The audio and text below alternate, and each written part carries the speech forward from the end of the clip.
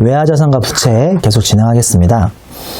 1점의 외화자산 부채 환산 평가인데요. 동그라미 1번 화폐성 외화자산 부채 일반 법인은 선택 규정, 오른쪽 세로에 은행업을 영위한다면 강제 규정, 강제 규정은 무조건 환산하라는 소리고요.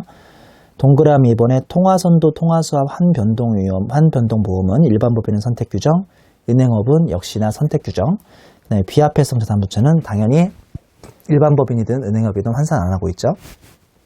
여기서 화폐성과 비화폐성의 구분을 보면 지금 다시 이걸 처음 보긴 좀 그렇고요. 좀 특이한 거 한 가지 설명드리자면 동그라미 2번에 비화폐성 항목에 각각 자산에 선급금하고 부채에 선수금이 있다는 걸 확인하셔야겠네요. 일반적으로 유동성 항목인 자산 부채는 대부분 환산하는 게 맞는데요. 보다시피 선급금하고 선수금은 예외적으로 환산하지 않으니까 참고하도록 하시고요.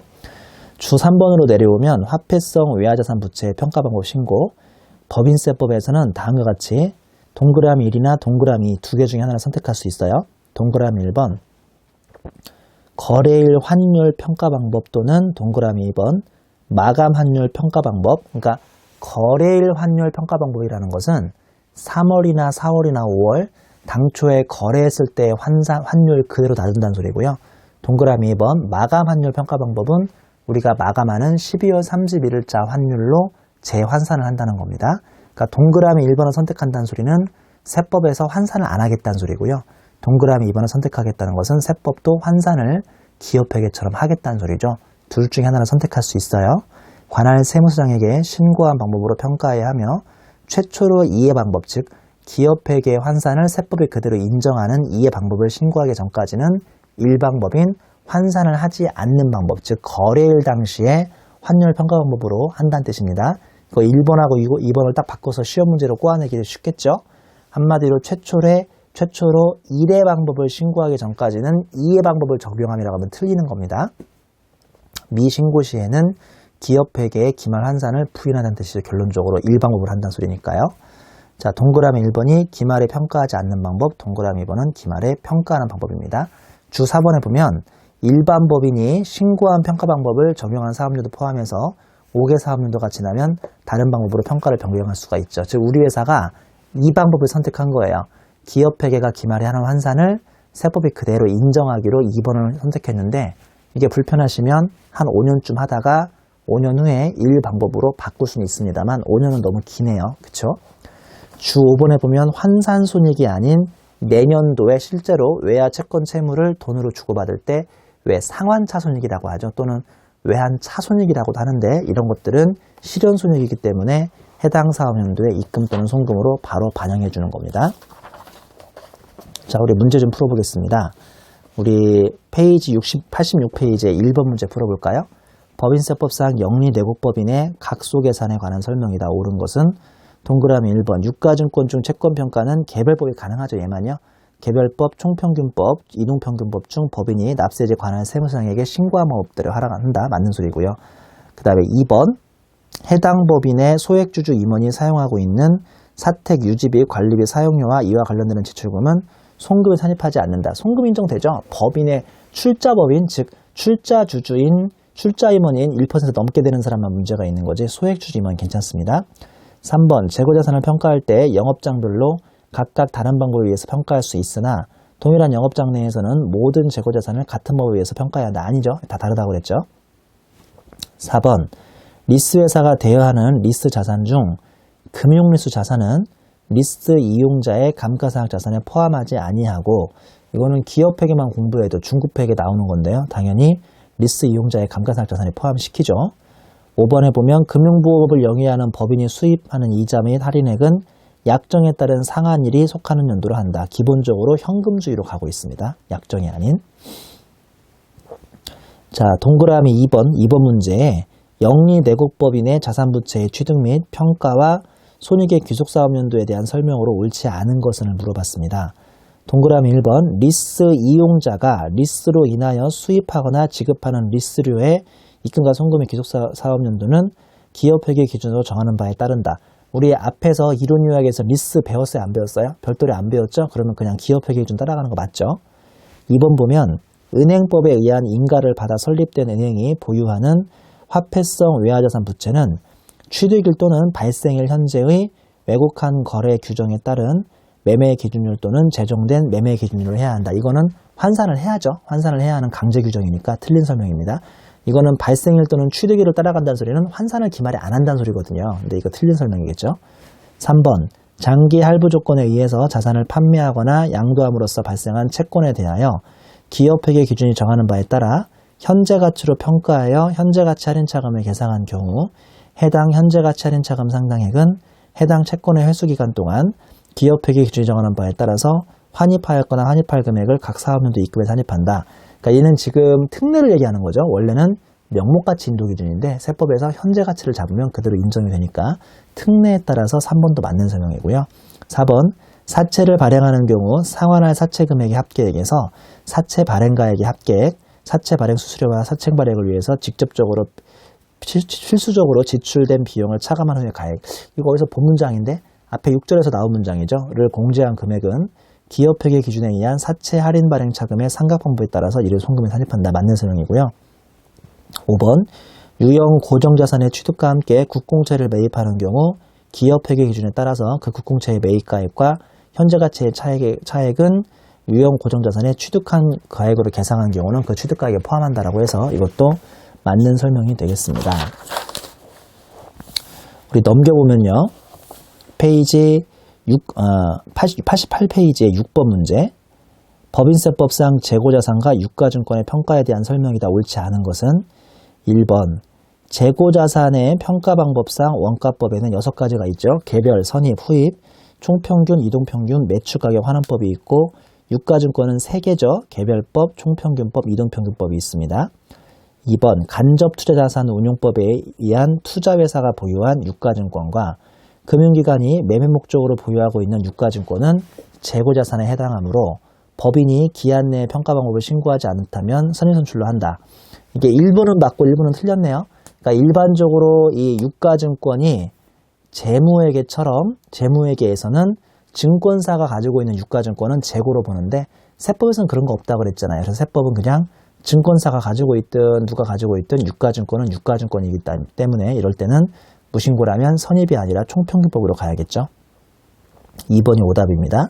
3번 재고자산에 대한 평가 방법으로 저가법을 신고하는 경우에는 시가와 비교되는 원가법을 함께 신고해야 하고 저가법 적용 시 원가법과 비교되는 시가는 기업회계에 따라서 평가한다. 맞는 설명이죠. 4번 제조업을 영위하는 법인이 보유한 주식의 평가는 총평균과 이동평균 중 법인이 납세액에 관한 세무사항에게 신고한 법에 의한다. 이것도 맞죠? 왜냐하면 채권이 껴야만 개별법이 인정되고요. 그게 아니면 그냥 얘처럼 이동하고 총평균법 중에 그냥 신고하는 방법대로 하시면 되고요. 5번 신설법인이 최초 법인세 신고기한 경과 후 재고자산 또는 유가증권의 평가 방법을 신고한 경우에는 사업연도 종료일 이전 3개월이 되는 날까지 신고한 경우에는 법인이 신고한 평가 방법에 의한다라고 했으니까 이것도 맞는 설명이 되겠습니다. 우리 11번 문제 풀어볼게요. 법인세법상 손익의 귀속사업연도와 자산부채 및 부채의 평가에 관한 설명으로 옳지 않은 것은 1번 업무에 사용하던 트럭의 양도손익은 그 대금을 청산하기 전에 소유권 이전에 관한 등록을 한 경우에는 그 등록일에 속하는 사업연도에 입금과 송금으로 한다. 이것도 고정자산의 일종이니까요. 원래는 대금 청산하기 전에 소유권 이전 등기 등록을 해버리면 바로 그날이 되는 거죠. 이번에 제조업을 영위하는 법인이 다른 법인에게 지급하는 차입금 이자에 대해서 약정에 따른 이자 지급일이 도래하지 않았지만 결산을 확정하면서 이미 미지급 이자를 잡은 거죠. 이미 경과한 기간에 대응하는 이자를 당해 사업연도에 송금으로 계상한 경우에는 계상한 송금으로 인정이 되죠. 3번을 보면 재고자산의 평가 방법으로 저가법을 신고하는 경우에는 시가와 비교되는 원가법을 함께 신고해줘야 저가법이 당연히 적용 가능하겠고요. 4번에 제조업을 영위하는 법인이 보유하는 주식을 시가법으로 평가하고 회계상 평가액을 계상한 경우에는 그 계상한 사업연도에 입금으로 한다. 이것도 맞는 말이네요. 아, 여기 틀렸군요. 왜냐하면 제조업을 영위하는 법인이면 이 말이 안 되죠. 원래 주식은 기업회계에서 시가법 평가가 가능하지만 세법에서는 절대 평가를 할 수 없으니까 일반적으로는 다 입금을 선입하니까 4번이 틀린 설명이고요. 5번 주식을 발행한 법인이 파산한 경우 당해 파산법인이 발행한 주식을 보유하는 내국법인은 그 장부가액을 파산한 사업연도 종료일 현재 시가 가로 열고 시가가 1,000원이 안 된다면 1,000원으로 감액하고 그 감액한 금액을 당해사업료 송금으로 계상해야 한다가 아니라 계상할 수 있죠. 이거는 결산 조정을 의미하니까 꼭 계상할 필요가 있는 건 아니고요. 계상할 수가 있겠습니다. 챕터 8 감가상각비입니다. 감가상각비도 말문제보다는 계산 문제가 더 많이 나온 챕터인데요. 말문제도 간간히 등장하고 있으니까 말문제 위주로만 간략하게 설명을 하겠습니다. 8.1의 세법상 감가상각비 특징이죠. 1점의 결산조정사항이어서 한도 미달하면 추가 송금산입이 안 되고요. 이따가 배우실 신고조정 특례가 몇 개가 있죠. 양가로 이번에 임의사학제도인데요. 화살표를 보시면 상각 범위액 내에서 송금 산입한 감가상각비를 자유롭게 결정할 수 있죠. 한도가 넘어가면 언제나 손불을 당하는데 한도만 안 넘어가면 뭐 조금 상각하는 건 인정이 되긴 되죠. 화살표에서 보는 것처럼 내용 연수가 지났어도 미상각 자산이 있으면 상각 범위액 즉 한도 내에서 감가상각을 할 수가 있죠.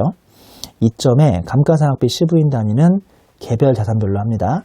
즉 기계장치가 두 개 있어서 A는 한도초가 나오고 B는 한도 미달 나온다고 해서 두 개를 서로 상계를 해버려가지고 그 차액만 세무조정하는 건 아니라는 소리입니다. 넘겨보면 9.2의 챕터 8.2, 92페이지 챕터 8.2에 대상자산 및 취득가액인데요. 1점의 감가상각 대상자산이죠. 이 표 안에 들어오면 감가상각을 하란 소리죠. 양가로 1번의 상각 대상 자산인데요. 동그라미 1번 사업용이고 고정자산이면 감가상각을 하는 거고 화살표에 있는 것처럼 업무 무관한 자산하고 미분양 아파트, 왜냐하면 미분양 아파트는 재고로 보니까요. 이런 경우는 감가상각을 하지 않는다고 되어 있습니다. 동그라미 2번의 유유설비인데 이미 가동할 수 있는 상태에 있는 설비로서 조업 중단 등으로 인해서 일시적으로 가동이 중단되어 있는 설비라면 상각을 하는 거죠. 그 다음에 동그라미 3번 장기할부 조건 등으로 매입한 고정자산은 대금 청산이나 소유권 이전 여부와 관계없이 해당 고정자산 간액을 전액 자산으로 계상하고 사업에 사용하는 상각을 하는 겁니다. 그 다음에 개발비하고 사행수익 기부자산도 이거는 무형자산이긴 하지만 상각을 하긴 하는 거고요. 영업권도 일정한 요건을 만족하는 경우에는 상각을 합니다. 여기에 비해서 양가로 이번은 비상각자산인데요. 이런 것들은 상각을 하지 않죠. 동그라미 1번 시간의 경과에 따라서 가치가 감소되지 않는 서화나 골동품 이런 것들은 뭐 시간 경과랑 무관하니까 감가상각을 하지 않고요. 그 다음에 2번에 사업에 사용하지 아니하는 것인데 유유설비는 제외라고 그랬어요. 저 위에서 아까 유유설비는 가동할 수 있음에도 불구하고 조업 중단이나 수주 격감이라면 감가상각 하는 거라고 그랬잖아요. 그게 아니라 첫 번째 땡마크 사용 중 아예 철거를 해버려가지고 더 이상 사업에 사용하지 않거나 그 다음 땡마크에 취득 후 사용하지 않고 보관만 하고 있어도 이런 경우는 아예 감가상각을 하지 않습니다. 동그라미 3번에 건설 중인 자산은 이것도 감가상각 하지 않는데 일부가 건설이 완료돼서 일부만 사용하고 있으면 감가상각을 하죠. 저기 잠실에 있는 제2롯데월드가 지금 124층인가 그런데요. 밑에 있는 한 몇 층 정도는 열어가지고 지금 일반인들이 들어갈 수 있거든요. 그러면 이 열어서 가동하고 있는 것은 생각을 한다는 소리입니다. 자, 그 다음에 우리 2점으로 내려오면 세법상 취득가액의 포함 여부 이거 아까 6절에서 배웠던 거랑 똑같은 표고요. 뭐 그때도 설명은 안 했습니다만 이거는 지금까지 배운 것들의 요약이니까 별도로 설명하지 않겠습니다. 옆 페이지 3점의 즉시상각 의제는 뭐 상당히 중요하죠. 즉시상각 의제는 화살표 있는 것처럼 세법상 취득가액이고요. 4점에 의제자만 빠져버리면 즉시상각이 돼버리면 세법상 취득가액으로 보지 않아서 이거는 바로 비용 처리할 수 있습니다. 3점하고 4점은 의제자가 붙느냐 안 붙느냐의 차이지만 실제로는 엄청난 차이가 있는 거죠. 자, 3점부터 보겠습니다. 즉시상각 의제죠. 감가상각 자산을 취득가액이나 자본적 지출, 즉 자산성이 있음에도 불구하고 기업회계가 이걸 비용으로 잘못 처리한 경우죠. 그런 경우에는 세법은 그 금액을 자산으로 일단 계산한 걸로 본 다음에 즉시 감가상각한 것으로 보는 거죠. 그럼 얘는 화살표 내용은 반드시 기억하셔야 하는데요. 연말 세무조정할 때 이 금액은 세법상 취득가액에 들어가고 그 다음에 세법상 회사의 상각비로도 계산하니까 이거 반드시 기억하셔야 합니다. 감가상각비의 계산 문제가 나온다면 이 즉시상각 의제를 피해갈 수는 없다고 생각하시면 되겠네요. 4점으로 내려오면 즉시상각이라고 해서 얘는 세법상 취득가액에 들어가지 않는데요. 내용을 읽어보면 즉시상각 의제와 달리 일정한 사유 만족할 때 성격은 자산 성격이라 하더라도 기업회계가 비용으로 처리하면 세법도 그대로 비용으로 인정해주는 경우로서 첫 번째 취득 시, 두 번째 보유 시, 세 번째 처분 시 그 정도의 차이가 있는데요. 첫 번째 취득 시에는 소액자산이라고 해서 취득가액이 거래단위별로 채 100만 원이 안 되면 아무리 자산 성격이 있더라도 비용으로 떨어버려도 문제가 없죠. 단 다음의 경우는 자산으로 본다고 되어 있는데 고유 업무의 성질상 대량으로 뭐 신규 취득을 많이 한다거나 아니면 사업의 개시 또는 확장을 위해서 취득을 대량으로 한다면 예를 들어서 책걸상이 20만원 밖에 안 된다면요. 하나 살 때는 비용으로 떨어버릴 수 있는데 이거를 100세트를 사버리면 2천만원이니까 비용을 떨기는 좀 힘들겠죠? 그 밑에 단기 사용 재산인데요. 동그라미 1번 전화기나 개인용 컴퓨터. 얘네들은 실제로 100만원이 넘든 말든 단기가 아니라 뭐 장기로 10년 썼든 말든 세법에서는 그냥 조금만 써버리고 단기에 쓰고 버리는 하찮은 자산으로 본다는 거죠. 동그라미 2번 어업에 사용되는 어구, 어성용구 포함이고요. 3번 영화, 필름, 공구, 가구, 전기기구, 가스기구, 가정용 기구, 비품은 기억해야겠네요. 비품, 시계, 시험기기, 측정기기, 간판. 우리 비품하고 간판은 기억합시다. 그 다음에 4번에 대여용 비디오 테이프 등은 요새는 중요하지 않으니까 살살 보시면 되겠네요. 양가로 이번에 보유시는 소액수선비라고 해서 동그라미 1번 자산별로 수선비가 300만원 미만인 경우죠. 저기 위에는 100만원인데 여기는 300만원이에요. 저기 위에는 신규 주택자산은 100만원이고요. 여기서는 기존에 있는 자산에 대해서 뭐가 덧대는 거 있죠. 덧대는 거. 수선비 같은 경우는 300만원이고 얘는 또 이하도 아니고 미만이라는 것도 기억하셔야겠네요. 동그라미 2번 자산별로 수선비로 지출한 금액이 직전 사업료도 종료율 현재 재무상태표상 자산가액의 5%가 채 안 되는 거죠. 이건 무슨 말씀이냐면 우리 회사가 10억짜리 기계가 있는 거예요. 여기에 500만원의 자본 지출을 했는데 이게 300만원은 넘어가니까 즉시상각이 될 수 없는 줄 알았는데 자산이 10억짜리니까 그거의 5%인 5천만원까지는 하찮게 본다는 뜻이거든요. 그러니까 이런 경우도 비용으로 떨 수 있습니다. 그 다음에 동그라미 3번 3년 미만의 주기적인 수선을 하는 용광로 내벽 같은 것도 비용 떨어도 아무 문제 없고요. 양가로 3번의 처분시라고 해서 생산설비 폐기 손실인데 시설 개체나 기술 낙후로 인한 생산설비 폐기 손실은 1,000원을 남겨놓은 금액은 다 비용을 떨어버려도 문제 없는데요. 이 헷갈리는 게 폐기일과 처분일이 있는데 이거는 처분일인 내년이 아니라 기계장치를 뜯어버리는 처분일, 폐기일인 올해 비용을 떨어야지 올해는 가만히 가지고 있다가 내년에 비용 떠시면 안 돼요. 이게 왜 그러냐면 소득세는 내년에 떠는 처분일인데 법인세는 올해 기계장치를 뜯기만 하면 폐기일날 송금 인정을 받아야 하니까 반드시 기억하셔야 합니다. 94페이지에는 챕터 8.3에 상각 방법과 상각 범위 얘기라는 그런 챕터가 있죠. 1점 보면 자산별 감가상각 방법이 있습니다. 유형자산은 건축물이라면 정액법, 무조건 정액법밖에 안 되고요. 기계, 차량, 직기비품이라면 신고하면 정액법이 가능한데 무신고하면 정액법이죠. 그 다음에 광업용 유형자산하고 올해 폐기물 매립세를 신설했는데요. 정액법, 정률법, 생산량 비례법이 가능하고요. 무신고시 상각방법은 생산량 비례법밖에 안 되겠습니다. 그 다음에 양가로 이번에 무형자산은 기본적으로 무신고든 신고든 기본적으로 정액법 위주로만 가능한데 다만 20년이냐 5년이냐 예를 들어서 동그라미 이번에 개발비는 내가 신고하면 20년까지 선택할 수 있고요. 무신고면 5년으로 그냥 끝나버리는 거죠. 그 다음에 2점에 감가상각의 한도액이 있는데 계산 문제라면 이게 아주 중요하죠. 정액법은 세무상 취득가액을 구해야 하니까 단기말 기업회계 취득가액에 전기까지 즉시상각 의제하고 단기 즉시상각 의제 한마디로 모든 즉시상각 의제를 다 더해서 상각률을 곱하고 있고요. 여기에 비해서 정률법은 단기말 기업회계 취득가액에서 기초 즉 전기말 재무회계상 감루 빼고 상각 부인액 더한 다음에 단기만 즉시상각 의제를 더하죠. 여기에다가 상각률을 곱하고 있습니다. 옆 페이지 3점 보면 상각범위의 기타 사항이라고 해서 양가로 1번의 신규 취득자산은 1년간 상각범위액 곱하기 12분의 월수 곱하고 있고요. 양가로 2번의 자본적 지출액은 기존 자산의 취득가액에 합산하여 상각을 하기 때문에 월화상각하지 않습니다. 이거 많이 헷갈려 하시는데요.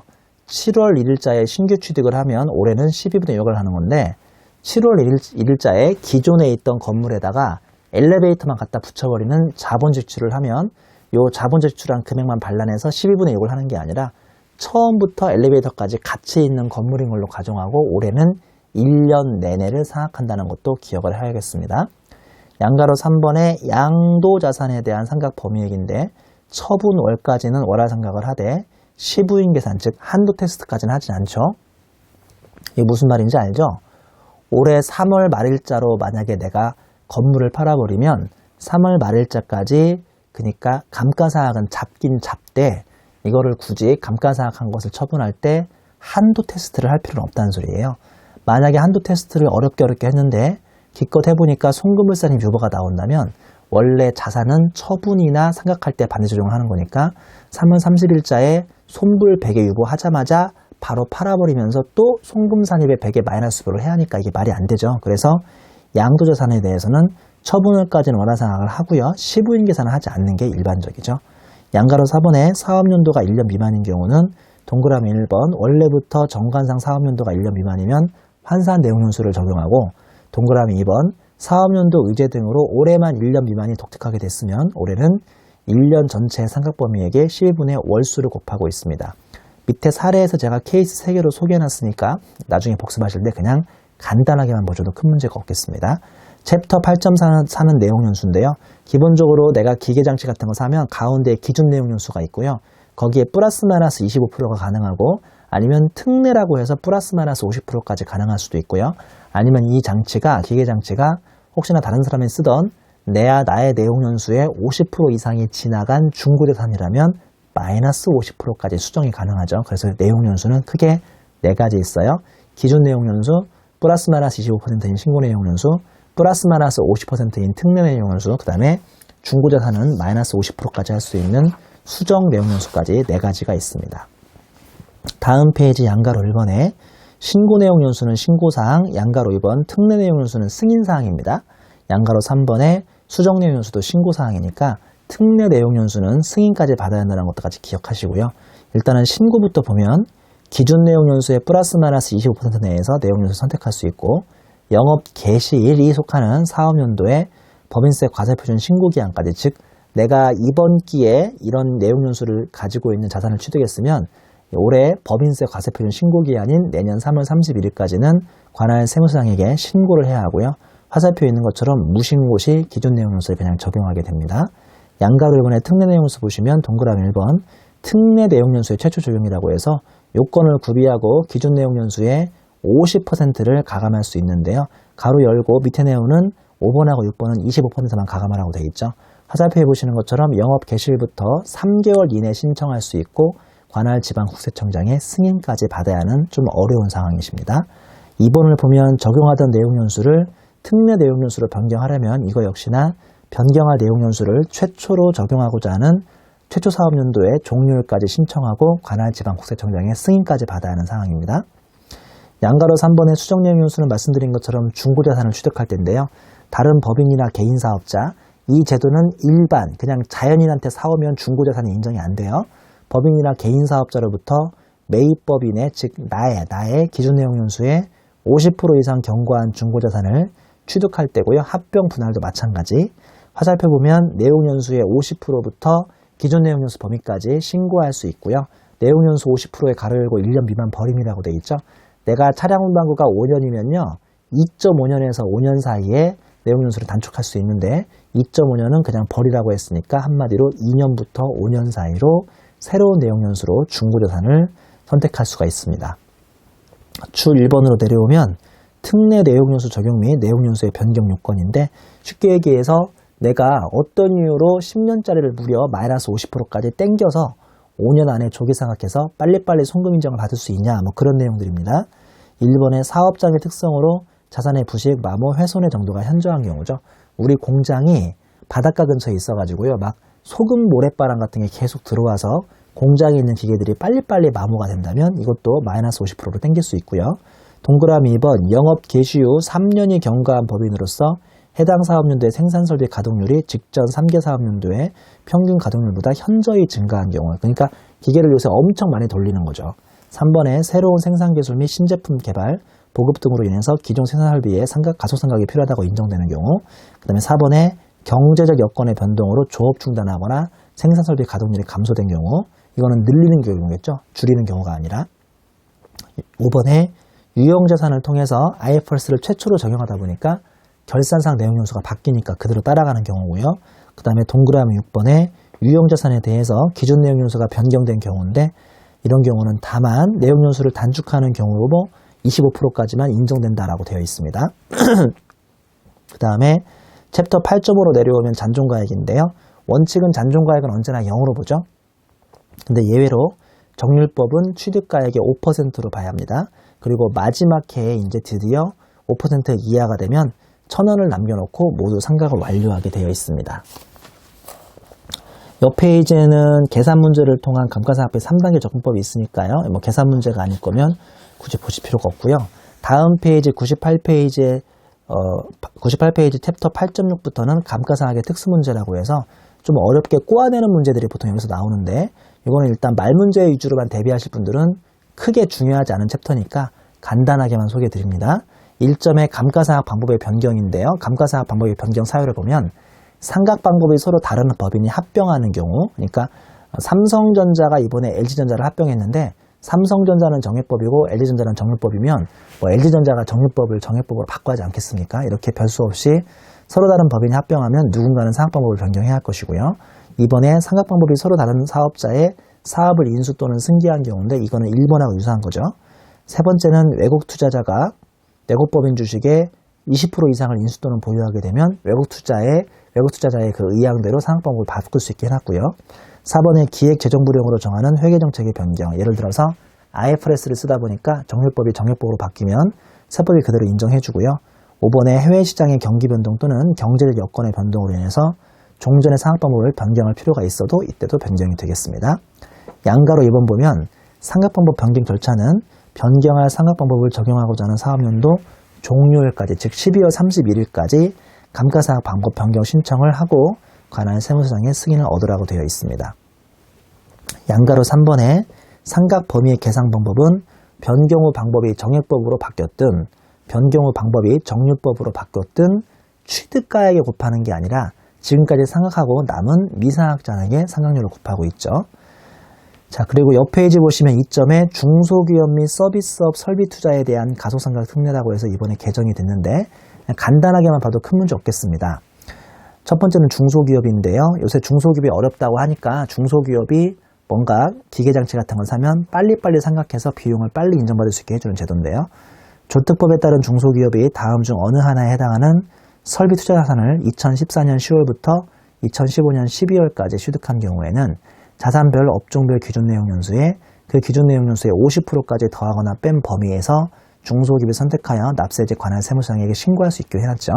4가지 자산은 참고하시면 되겠고요. 양가로 이번에 서비스업에 대한 감가상각 특례죠. 원래 서비스업도 여러 가지 내용, 그 기계장치 같은 걸 안 사는 편인데 서비스업이 지출을 감내하고서라도 어느 정도의 유용자산을 사주면 이것도 특례를 주는 제도인데요. 내용을 읽어보면 서비스업을 영위하는 법인이 2015년 12월 31일까지 취득하는 설비 투자자산의 경우에는 기준 내용 연수에 이건 또 50%도 아니고 40%네요. 40%를 가감한 범위 내에서 내용 연수 특례를 적용받기 위해서는 설비 투자자산을 취득한 날에 속하는 과세연도의 과세표준 신고기한까지 납세제 관할 세무서장에게 제출하라고 되어 있죠. 자, 3번으로 내려오면 감가상각 의제의 신고조정인데요. 이거는 이렇게 생각하시면 되겠습니다. 감가상각은 말씀드린 것처럼 한도 초과만 나오지 않는다면 조금씩 상각하는 건 문제가 없다고 그랬죠. 심지어는 조금씩 상각하는 게 아니라 2년의 내용연수라고 하더라도 100의 자산을 50, 50 잡아도 되지만 0, 0 안 잡고 있다가 3년 차부터 50, 50을 잡아도 솔직히 세법상 논리에는 아무런 문제가 없는데요. 이 감가상각 의제는 뭐냐면 이 회사가 일부러 1년차, 2년차에 감가상각을 안 한 거예요. 그 이유가 뭐냐면 회사가 1년차, 2년차는 법인세를 감면받는 회사였거든요.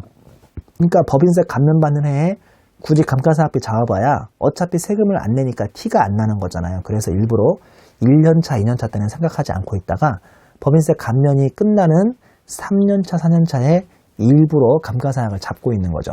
한마디로 임의상각제도를 악용하는 케이스라고 생각하면 되겠네요. 내용을 읽어볼게요. 법인세가 면제 감면받는 사업을 영위하는 법인이 법인세를 사실상 면제 감면받는 경우로서 세법상 상각 범위에게 미달하게 감가상각한 경우 이 과소상각액을 추가로 감가상각한 것으로 의제하여 송금 산입합니다. 왜냐하면 임의상각제도라는 예외규정으로서 얘는 신고조정을 무조건 해줘야 하기 때문이죠. 동그라미 2번에 1에서 추가 송금 산입을 하지 않은 경우에는 그 과세기간에 상각범위액의 기초가 될 자산의 가액에서 그만큼을 빼버리고 내년부터 감가상각 한도액을 계산하니까 이 의제액만큼 다음 연도에 한도가 줄어들어서 다음 연도부터는 한도 초과가 나올 수 있게 세법에서 강제로 규정하고 있는 게 감가상각 의제 규정이고요. 4점으로 내려오면 K-IFRS 적용기업의 감가상각비 신고조정 특례라고 해서요. 이것도 이제 시기가 끝나가니까 지금은 그렇게 중요하지 않은 건데 그림만 잠깐 설명드리자면 2010년도에는 1,500원짜리 자산을 그 당시 내용연수인 10년으로 생각하니까 1년에 150원씩 감가상각이 잡혔는데 2011년부터 IFRS가 들어오면서 모든 내용연수도 현실화하기로 했거든요. 그래서 1,500원짜리의 내용연수가 15년이 돼버리니까 2011년부터는 감가상각비가 100원밖에 안 잡히더라 이거예요.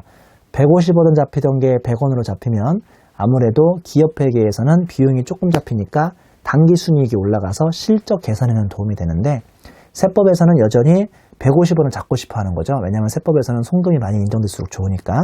그래서 그 파란색 박스에 있는 것처럼 세법에서는 원하시면 추가로 50원을 신고주정으로 추가 송금 산입할 수 있게 만들어 놨는데요. 50원을 다 할 수도 있고 50원을 다 못 할 수도 있는데 박스의 마지막 줄에 있는 것처럼 동종자산의 한도라는 이런 개념이 있어서 그 한도를 넘어가 버리면 50원을 채 못 잡고요. 한도만 넘어가지 않는다면 50원까지는 추가로 송금 산입을 잡게 할 수 있게 하는 제도고요. 우리 내용을 보시면 박스에 계산까지 있는데 제가 계산까지는 설명을 안 드릴게요. 자, 양가로 1번의 요건 보면 반가로 1번 대상법인은 KIFRS를 적용하는 모든 내국법인이고 반가로 2번 대상자산을 보면 동그라미 1번의 유용자산, 동그라미 2번의 일정 요건을 만족하는 내용연수가 비한정인 무형자산, 그리고 마지막 세 번째로 KIFRS 최초 적용하는 사업년도 전에 이미 취득한 영업권 이 세 가지에 대해서 이런 계산을 할 수 있는 겁니다. 자, 그 다음에 5점에 보시면 자산 감액분 즉 마이너스 유보에 대한 감가상각비 계산인데요. 이건 계산 문제에서는 워낙 중요하죠. 자, 의 보면 고가양수 등으로 인해서 기업회계 취득가액보다 마이너스 유보만큼 세법상 취득가액이 작은 경우인데요.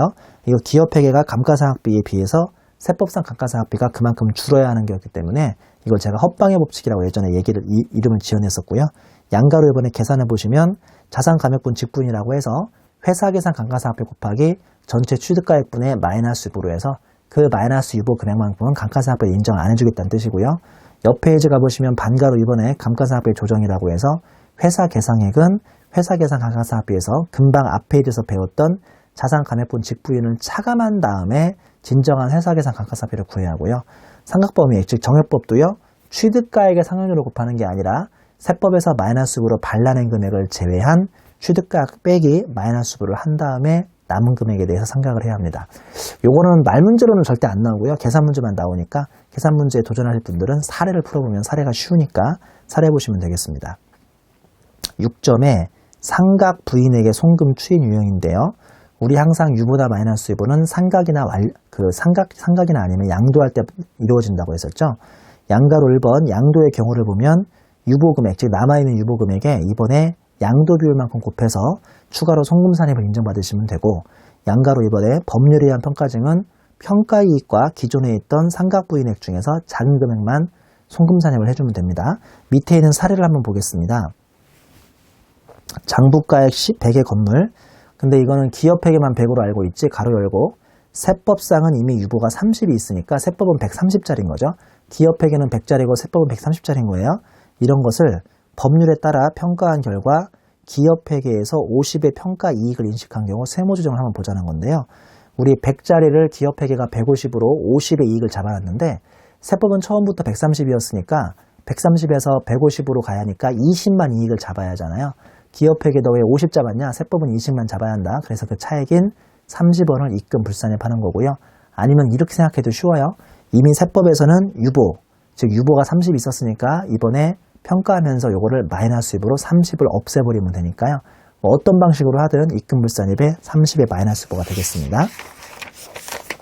102페이지 7점에 종속회사 감가상각비 신고조정 특례는 1차 토픽은 아닌 것 같으니까 참고만 하시면 되겠습니다. 자, 별로 계산 말 문제가 별로 나오지 않는 케이스가 이 감가상각비인데요. 뒤에 2번 문제만 하나 풀어볼게요. 법인세법상 감가상각에 관한 설명으로 옳은 것은 1번 취득 후에 사용하지 않고 보관 중인 자산과 일시적인 조업 중단에 따른 유유설비는 감가상각을 하지 않는다. 취득하고 아예 사용하지 않으면 감가상각은 안 하는데 유유설비는 감가상각을 할 수 있는 거죠. 그래서 1번 틀렸고요.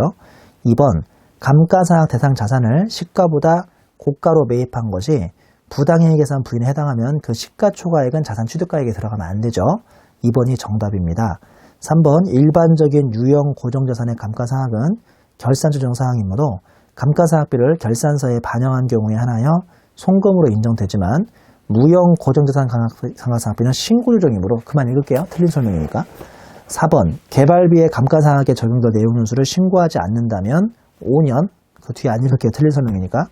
5번 신규로 취득한 자산이나 기중에 발생한 자본적 지출액은 취득 또는 발생 시점부터 월화 계산하여 상각 범위액을 계산하는데 이때 1개월 미만은 1월로 한다고 되어 있는데요. 우리 신규 취득한 자산은 맞는데 기중에 발생한 자본적 지출은 그냥 기준자산에 붙여버려가지고 가산을 하고 있습니다. 자, 106페이지 9점의 퇴직급여 충당금 설명합니다. 자, 1점의 충당금 일반에 대한 세무조정과 회계처리가 있는데 양가로 1번의 기업회계는 차액금과 같은 확정 의무는 아니죠. 그러니까 충당부채는 미확정 부채죠. 근데 장래에 지출될 것이 확실하기 때문에 현재 의무를 잡는 건데요. 확정 부채 같은 경우는 차입금이고 세법에서 인정이 되는데 미확정 부채 같은 퇴직급여 충당부채는 원래 원칙적으로 세법에서 인정이 안 되는 거죠. 자, 내용을 보면 얘가 원래는 미확정 비용으로 전액 손불이 원칙이라고 되어 있습니다. 단 다음의 경우는 기업회계와의 차이 해소를 위해서 일정 금액을 한도 내 송금 인정을 해주고 있는데 5대 충당부채만 세법에서 인정이 되는 거죠. 첫 번째는 퇴직급여 충당금, 두 번째는 퇴직연금 충당금, 세 번째는 대손 충당금, 네 번째는 일시상학 충당금, 다섯 번째는 구상채권 상학 충당금이 세법에서 한도 내에 인정되거나 아니면 전액 인정이 되는데요. 오른쪽 세로에는 각각 결산조정, 신고조정까지 해서 어떻게 세무조정을 하는지까지 내용이 나와 있습니다. 2점에 미열거 충당금, 금방 배웠던 5개 충당금을 빼면 모두 다 미열거 충당금인데 사법에서는 일단은 충당금을 미리 잡으면 전액 손불로 없애버리고요. 나중에 향후 지출하게 되면 그때 반대 조정을 해주고 있습니다. 사례 나와 있으니까 한번 참고해 보시고요. 옆 페이지 9점이 퇴직급여 충당금이죠. 2점으로 내려오겠습니다. 자, 이 챕터도 원래 계산 문제밖에 안 나오는 챕터죠. 퇴직급여 충당금 제도의 비교라고 해서 오른쪽 세로의 법인세법을 가보시면 법인세법은 퇴직급여 충당금을 청산가치 기념으로 즉 일시퇴직 기준으로 가고 있고요. 기업회계에서 퇴직급여 추계액의 5%밖에 인정을 안 해주고 있습니다.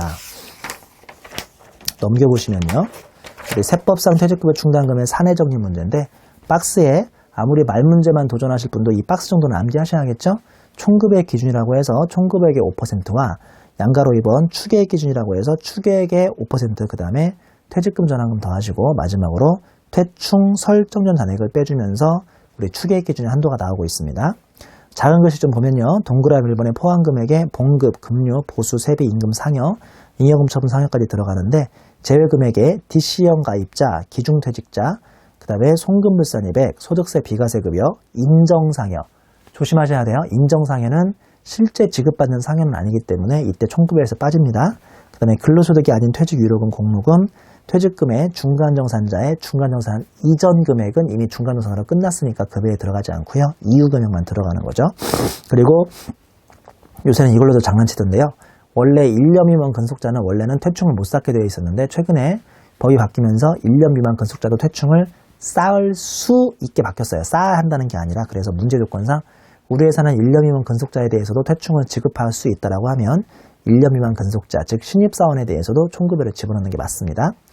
양가로 이번에 추계액 기준은 보시는 것처럼 동그라미 1번에 맥시멈 기준으로 해서 기업회계에서의 일시퇴직 기준하고 보험수리적 기준 중에서 큰 걸로 집어넣으면 되고요. 그 다음에 가로 열고 임원 퇴직금 한도 초과액 등은 당연히 제외가 될 것이고요. 그 다음에 3번에 보시면 퇴직금 전환금 제도라고 해서 1999년 3월 31일자리까지만 있었던 제도니까 이건 문제에서 별로 중요하게 안 나옵니다. 그냥 있으면 더하시고 없으면 고려하실 필요가 없겠습니다. 꽃표지 4번 보시죠. 이거 중요하죠. 세무상 퇴충 설정은 잔액 저기 위에 있는 동그라미 2번 작은 글씨 동그라미 2번 있죠. 퇴충 기초에서 유보 빼고 퇴충 감소를 빼는 이 금액인데요. 지금 얘는 100 빼기 85 빼기 10을 했으니까 5가 남죠. 보이시는 거죠? 근데 만약에 이게 마이너스가 돼버리거나 0보다 작으면 그만큼 송금산입 일종의 반대 조정, 즉 한도 초과 송금불산입이 이번에 사라졌다고 보시면 되니까요. 송금산입 반대 조정하고 저 산색 집어넣을 때는 그냥 0으로 집어넣어요. 마이너스 한도는 없으니까. 자, 그 다음에 양가로 2번으로 내려오면 기중퇴직급여 지급시 문제라고 해서 1단계는 연금충당금하고 상계하고 2단계는 퇴충하고 상계하고 3단계는 그래도 부족하면 그제서야 퇴직급여로 단기 비용으로 떠시는 겁니다. 1단계 이따 배울 연금충당금 상계, 2단계는 퇴충 3계, 3단계는 그래도 부족하면 퇴직급여하고 상기하는 거죠. 옆 페이지에부터는 계산 문제 위주로 제가 설명을 했던 건데요. 반가로 1번 세법상 관점에서 퇴충을 과다 상기하면 퇴충을 다시 증가시켜서 송금산이 마이너스고 하셔야 하고요. 반가로 2번 세법상 관점에서 퇴충을 과소 상기하면 퇴충을 다시 감소시켜야 하기 때문에 손불에 유보하셔야 하는데요. 요거는 계산 문제 위주니까 굳이 말 문제만 대비하실 분들은 보실 필요가 없겠네요. 그 밑에 줄 1번으로 내려가면 현실적 퇴직하고 비현실적 퇴직이 있는데 요거는 중요하니까 좀 살펴보겠습니다. 현실적 퇴직은 대표적인 게 사용인이 임원으로 취임하는 거죠. 이거는 진짜 이 사람이 퇴직한 건 아니지만 세법에서는 퇴직금을 줘도 아무 문제가 없다는 뜻이죠. 그 다음에 동그라미 2번에 비상근 임원이 상근 임원이 비상근 임원으로 된 경우도 세법에서는 그냥 퇴직금을 줘도 문제 없습니다. 동그라미 3번에 근퇴법이라고 하죠. 근로자 퇴직급여 보장법에 의해서 사용인이 퇴직급여를 중간호선 받아가면 문제 없고요. 4번에 임원 보수를 연봉제로 전환하고 이제 향후 퇴직급여를 지급하지 않는 조건으로 그때까지 퇴직급여를 정산해서 지급해버려도 현실적인 퇴직으로 보고요. 마지막으로 임원에게 정관에서 위임된 퇴직급여 지급 규정에 의해서 일정한 사유로 중간予산에서 퇴직급여는 지배해도 문제 없습니다. 여기에 비해서 오른쪽 세로는 비현실적 퇴직인데요. 대표적인 게 임원이 연임된 경우죠. 임원 연임은 세법에서는 현실적인 퇴직으로 보지 않습니다. 그다음에 동그라미 2번에 대주주 변동으로 그냥 계산 편의하려고 기존까지 누적되어 있던 퇴직금을 싹 다 지급해버리고 새로운 우리 회사를 인수합병한 새로운 대주주가 제로 베이스로 퇴직금을 준다고 해도 요거는 세법에서는 비현실적인 퇴직으로 봅니다. 자, 다음 페이지 4점에 퇴충의 기타 문제가 있죠. 환입 순서. 만약에 세법은 퇴충은 대부분 증가하게 돼 있어요. 왜냐하면 매년 근무할 때마다 근속연수가 1년씩 늘어나고 그 근로자들의 원래 못 쓰인 급여도 늘게 돼 있기 때문에 원래 퇴충은 거의 증가하는데 올해 특이하게 퇴충을 감소시키거나 환입을 시킬 일이 있으면 손불된 퇴충부터 환입시키고 그 다음에 송금 인정되는 걸 줍니다. 거꾸로 퇴충을 지급할 때, 환입할 때 말고요. 누군가 퇴직해서 지급할 때는 송금 인정된 거 먼저 주고 그 다음에 손불된 걸 주는 건데 그게 아니라 환입을 할 때는 손불된 거를 먼저 환입하고 그 다음에 송금 인정되는 것을 환입하는 순서가 있고요. 양가로 2번 퇴충 인수라고 해서 관계사 간 전출입, 삼성전자에 있던 김 과장을 삼성물산으로 보내는 거, 관계사 간 전출입은 퇴직한 걸로 볼 수도 있고 아니면 아직은 퇴직 안 한 걸로 볼 수 있어서 이 김 과장이 나중에 삼성물산에서 진짜 퇴직할 때까지 기다렸다가 퇴직금을 줘도 문제가 없죠. 동그라미 1번 전출입을 현실적 퇴직으로 보아 퇴직급여를 실제 지급하는 방법도 있고요. 그 다음에 동그라미 2번에 전출입을 현실적 퇴직으로 보지 않고 전입법인에서 즉 들어간 법인인 삼성물산에서 향후 퇴직할 때까지 근속기간을 통산해서 퇴직급여를 지급하는 방법 두 개 다 가능하겠습니다. 자, 반가로 2번에 합병 분할이죠. 이건 중요해요. 기억하셔야 돼요. 합병법인이 합병 등기일 현재 마체 피합병법인에서 가져온 그 퇴충을 처음부터 있었던 걸로 보고 기초퇴충으로 집어넣으란 소리인데요. 화살표 보시면 합병법인이 퇴충 기초잔액에 가산해서 가로 열고 한도 초과의 유보등도 싹 다 가산해서 마치 처음부터 자기 거였던 것처럼 계산하라는 소리입니다. 반가로 4번의 사업의 포괄적 양도도 보시면 양수법인 즉 사원법인이 사업 양수일 현재 보유적인 퇴충으로 봐서 양수법인의 퇴충금, 퇴직급여 충당금 기초잔액에 가산하고 이때는 한도 초과 등의 유보는 승계가 안 된다고 되어 있습니다. 제가 위에 있는 퇴충 환입할 때 손불되는 퇴충을 먼저 환입하라고 되어 있는데 밑에 사례가 있으니까 사례를 한번 참고하시면 되겠습니다. 자, 여기까지 해서 퇴충을 마치고 우리 잠시 쉬었다가 퇴직연금 충당금을 강의하겠습니다. 수고하셨습니다.